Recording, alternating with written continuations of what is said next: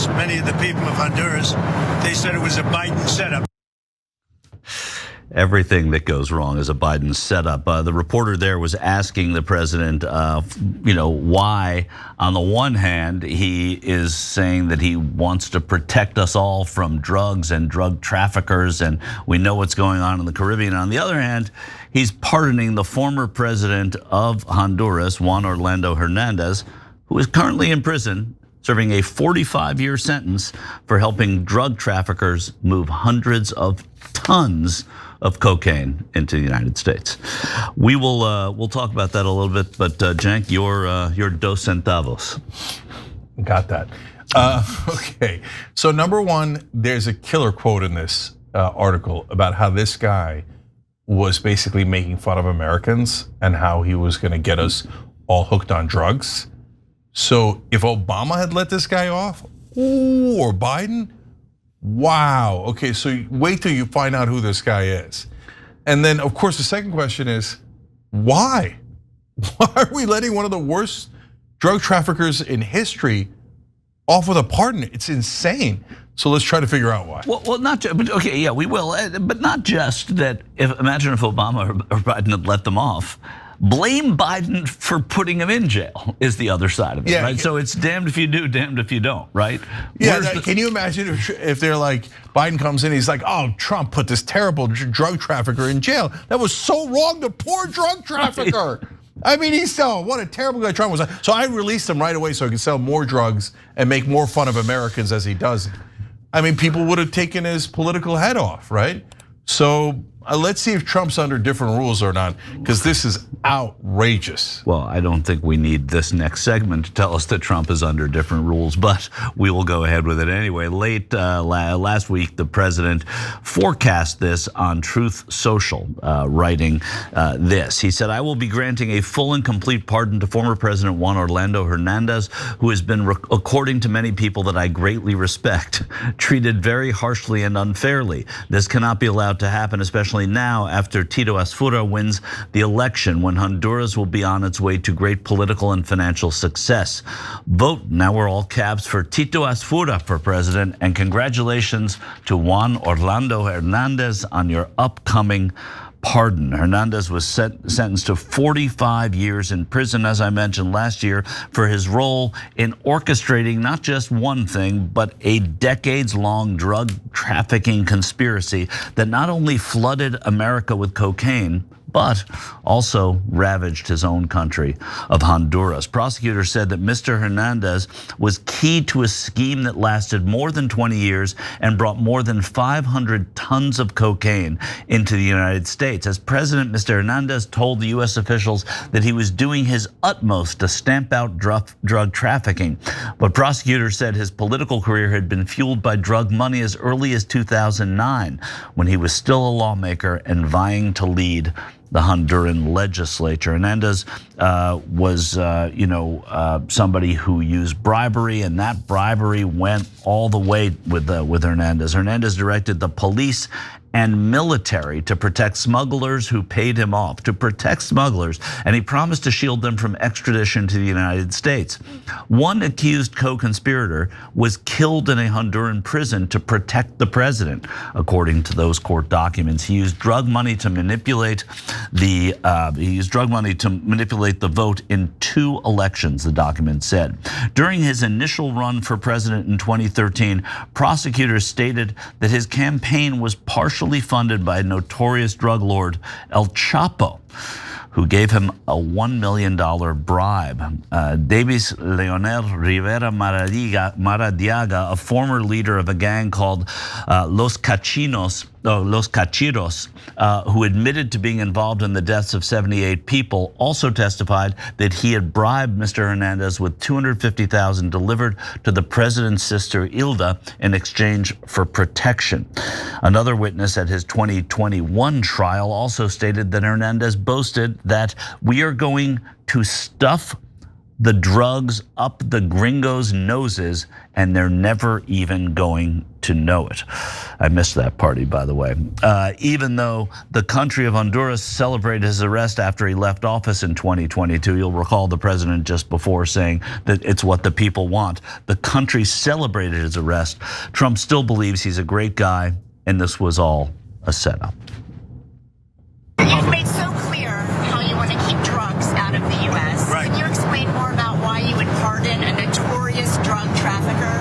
Well, I don't know who you're talking about. Which Juan one? Hernandez. Well, I was asked by Honduras, many of the people of Honduras, they said it was a Biden setup. I don't mean Biden. Look, Biden didn't know he was alive, but it was the people that surround the Resolute desk, surround Biden when he was there, which was about very little time. And the people of Honduras really thought he was set up and it was a terrible thing. He was the president of the country. And they basically said he was a drug dealer because he was the president of the country. And they said it was a Biden administration setup. And I looked at the facts and I agreed with them. What evidence did you share that he was set up and that he wasn't? Well, you take a look. I mean, they could say that you take any country you want. If somebody sells drugs in that country, that doesn't mean you arrest the president and put him in jail for the rest of his life. It's amazing. So just because he was the president, apparently, Hernandez shouldn't be called a drug trafficker, is what Trump says. But he is. But it is okay to call Nicolas Maduro one when there's absolutely no evidence to support that. Is that what the president is telling us?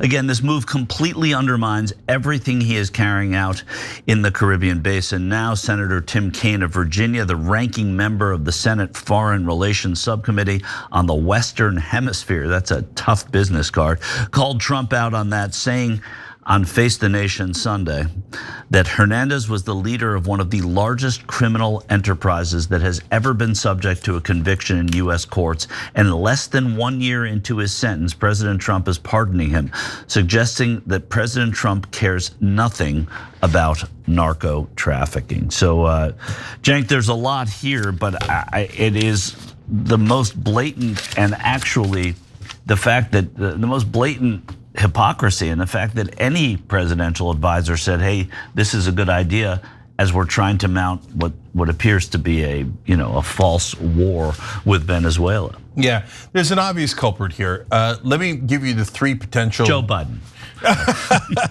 Somehow I didn't make my list of three potential culprits. Okay. But one with a bullet, if you will. So when Trump and the Truth Social Post talked about many people that I greatly respect told me to let him go. And then he started talking in the video you just saw about people around the Resolute desk and how they were the wrong guys under Biden, but they're the right guys in his case. And he's basically seems to not know anything about the guy. They told him to pardon him and he thought it was to his advantage to do so. So he did. By the way, first, before I get to the potential culprits, those are the people he respects that he got the advice from. I'm gonna give a little bit more detail about this guy. Aided in at least 56 murders that we know of.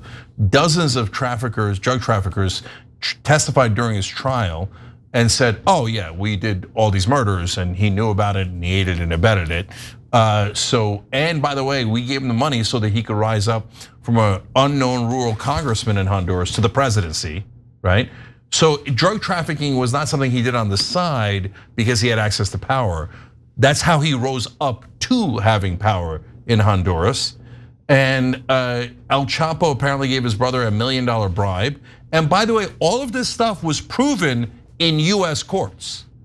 So there's not really any doubt about it at all, and he was convicted. So no question he did all these things. By the way, whoever the people were that advised them, they might want him back in power because there's a ruling in Honduras that says he could run again. So now he might be like out of a 45-year prison sentence for being one of the worst drug traffickers in our lifetime, and back to running a country.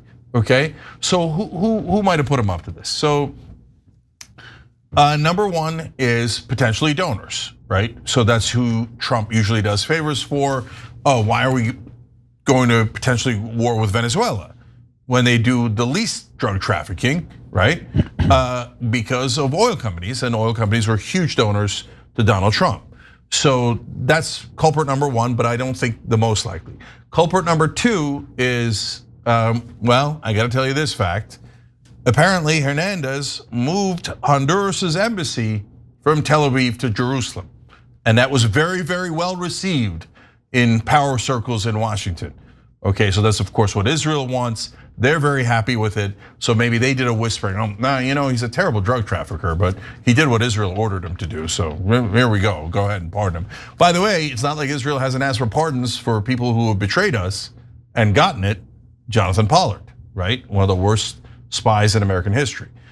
And by the way, that the kind of pardon was Obama and Trump, which allowed him to return to Israel. Okay, but I think that those are two less likely choices. I think the most likely choice is the CIA. Because has the CIA worked with foreign leaders who might be dealing drugs? Of course, we know that for a fact. They used to work with Noriega, then they turned on Noriega. And so now they used to work with her. My guess is they used to work with Hernandez. Then once he lost power, they didn't need him anymore, and they knew what a terrible guy he was. So they turned on him, and that might be the guys around the Resolute desk that told Biden, "Hey, you know what? He's a terrible guy. I mean, we used him all we could. Now let's throw him in jail." And Trump thinks, "Oh, you can't do that." Now new CIA guys come in and go, "No. We could put him back in charge, deal all the drugs we want, kill everybody we want, as long as we get whatever we want." And I don't know what we want from Honduras. But in my experience, in my lifetime, the CIA has never justified its existence. It has been a horrendous cancer in this country that has served corporations and foreign interests and almost never served the American people. So I don't know what the dirty CIA is up to, but apparently they like this disgusting creep is my best guess. Now you know the facts about him. You know my guess is, what's your guess? My guess is that it's a combination. I don't know enough as to what the motivations for the CIA would be. I'm not disagreeing.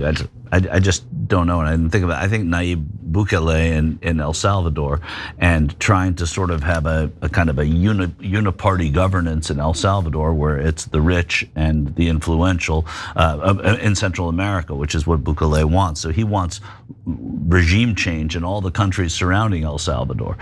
So I think that it's probably partly to do with that, I suspect, and also, I think it falls under, and we'll talk about this in the next story on Alina Habba. I think it also falls under this idea that undoing everything that the previous administration did is still job number one for this president, and it happens at every turn. Now, I'm not saying that this is exactly that, or that there's motivation for doing it just on that basis, but it is consistent, and they do it all the time, and it is so hypocritical. The other thing is, when I was down in Honduras doing an immigration story in 2021, I guess, one of the people I was interviewing who was upset that with America's position on immigration, it's like, why do you guys care so much if some Hondurans come across, when our government has been sending cocaine across and nobody does a damn thing about it?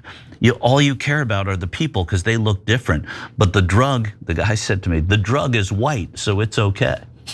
Which I thought was, an amazing thing at that time, and I didn't even know the intricacies of the Hernandez case at that point. But when he said it to me, it made a lot of sense. Okay, well, we don't want people to come over, but we'll be happy to fund any of the drug running that comes over here because it's of national security interest. Yeah. So last two things here. Number one, he also mentioned people from Honduras. He said that vouched for him. So it could be incredibly wealthy people from Honduras who might also be drug traffickers, by the way, right, that are promising him at Trump Towers. I don't know. Or right? He could be lying, and there are no people in Honduras. That's totally or it's right. One guy he met at a party who said, you should get rid of our president. Right. Or it could be the president of El Salvador. Yeah. Right. Right. And so could be nobody from Honduras. But whoever it is that told him to release one of the worst drug traffickers in our lifetimes is not the good guys. They're the bad guys. Whether it's some rando rich person in Honduras, or it's a foreign government like El Salvador or whoever, or it's the CIA. Whoever said let him go is definitively the bad guys. And so my last question then becomes, okay, the base has turned on him on Epstein, they've turned on him on Israel, they've turned on him on a number of things, okay? And on inflation, which is probably the most important out of those three. So now he's at minus 24 in polling, disastrous shape. The second worst of any president, and the guy who was at -36 was Richard Nixon right before he resigned, okay? So now, what I wonder about this, Michael, and I don't know the answer, and I'm not shy about it when I think I know the answer, right?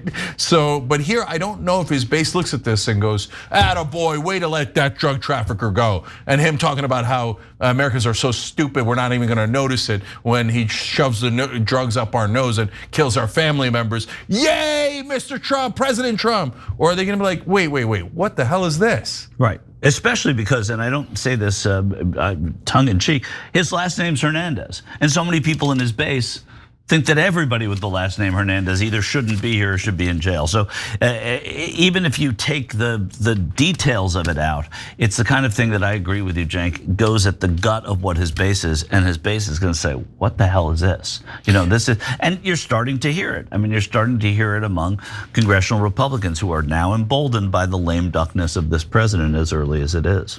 Yeah, maybe there's a third of his base that goes, Hernandez, I'm done with the guy, right? I don't know. His base, not everybody who voted for him, yeah, not the party, but his base. Right. But I think that a ton of his base, and the majority of his base, if you just remove this from the guy that Donald Trump pardoned, and you read him this quote saying, we're gonna stuff the drugs up the gringos' noses, and they're never even going to know it, that Trump's base would be furious with that guy, right? And they should be, and they should be. And that's the guy Trump just pardoned. So what happens when those two things clash? I like President Trump, but he did something that infuriates me. Well, if it gets enough press, maybe we'll find out. Yeah, the elevator music to this, though, remains the fact that he's trying to wage war in Central America, in the Caribbean basin, over the exact same thing that he's freeing a man for. It's unconscionable and really hard to understand politically. Yeah, if you thought he's acting in a way that is in our interest, American voters' interest, this is inexplicable. Yeah. Every time you ring the bell below, an angel gets his wings. Totally not true, but it does keep you updated on our live shows.